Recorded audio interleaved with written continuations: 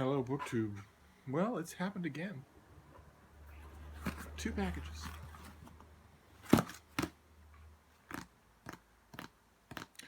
Two packages in the mail. 2 days in a row. So I thought we'd go through these together and do, because I always have your entertainment in mind, I've also assembled here some of the used books that I got today to pad out a mail haul. Gone are the days when my mail hauls didn't need padding out. Gone are the days. Publishers hate me. I smell. So I thought we'd go through these, and then I'll show you the older stuff that I got today, and that'll be that. So we'll start with this one here. One of these cardboard things you have to tear apart completely. You have to just destroy the packaging because it pops up in odd angles and won't pack right even once it's open. So you just have to tear it into little bits. Now let's see what we have here.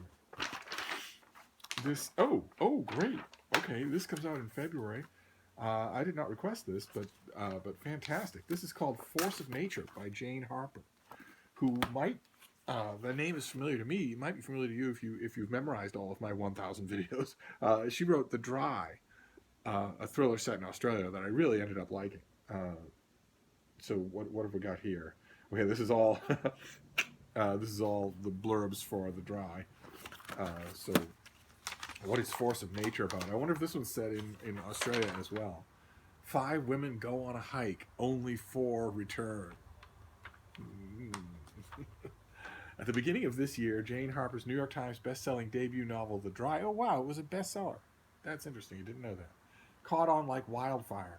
The book was embraced by readers, celebrated by critics, and lauded by masters of suspense, with David Baldacci calling it one of the most stunning debuts I've ever read.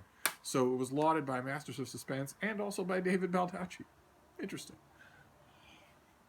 The Dry even caught the eye of celebrities. Whoopi Goldberg recommended it on The View. Why are they mentioning Whoopi Goldberg and Reese Witherspoon first among the names of the celebrities whose eye the book caught?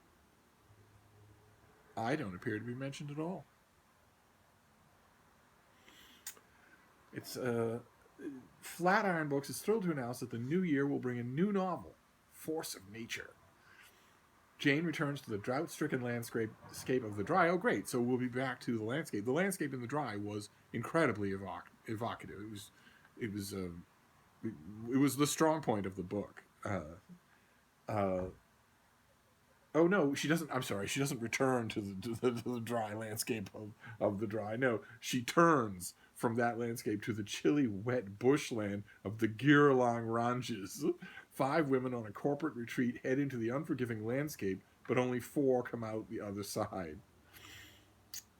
So it's a totally new environment. Beloved federal agent Aaron Falk returns to investigate the disappearance of one Alice Russell, who was poised to be the whistleblower on his latest case. Alongside his new partner, Cameron Cooper, Aaron laces up his boots, packs his dad's old hiking maps, and heads out into the wilderness. Okay, well, this point is this author completely won my trust with her debut. So I will, as corny as it sounds, I will follow her anywhere in this next book. It's just part and parcel of reading, right? Your author builds up an escrow account of credit.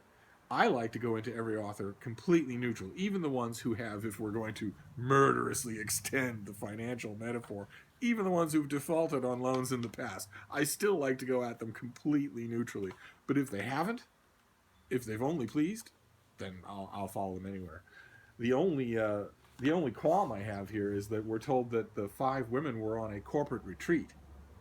And my experience with people in the corporate world makes me read that and think, I wish all 5 of them had died, and whichever one of them did die certainly deserved it. So I don't know, I can't tell from this description if the book is going to ask me to sympathize. Maybe not. It might not be necessary. I'm on board either way. But if male or female, if someone treats their employees like dirt and uses the word surface as a verb, then I'm all in favor of them meeting with a horrifying fate in a retreat in the wilderness. Anyway, I'll move on to this one. This is the next one. Also a gigantic. These things you have to just tear apart. Ordinarily, when I tear these things apart and I end up with a little pile of cardboard tearings, ordinarily what I would do, see, I'm ending up with a pile of cardboard confetti. And ordinarily what I would do would be to neaten them up into a pile and then stuff them into the envelope of another book in the mail hall. But there are only 2 books in the mail hall. Because I smell. Anyway, let's see what this one is. Oh my, okay. Alright. Alright, this is going to be tricky. This is September release. This is finished copy of Man of the Hour, which is about James Conant. The subtitle calls him Warrior Scientist, which is pretty funny.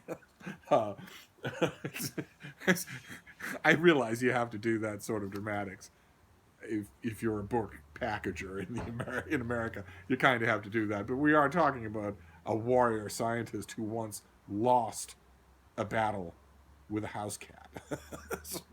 Anyway, this is by Jeanette Conant, and believe it or not, although I've already read the book, seeing that right now is the first time the penny has dropped that the author is probably related to the subject.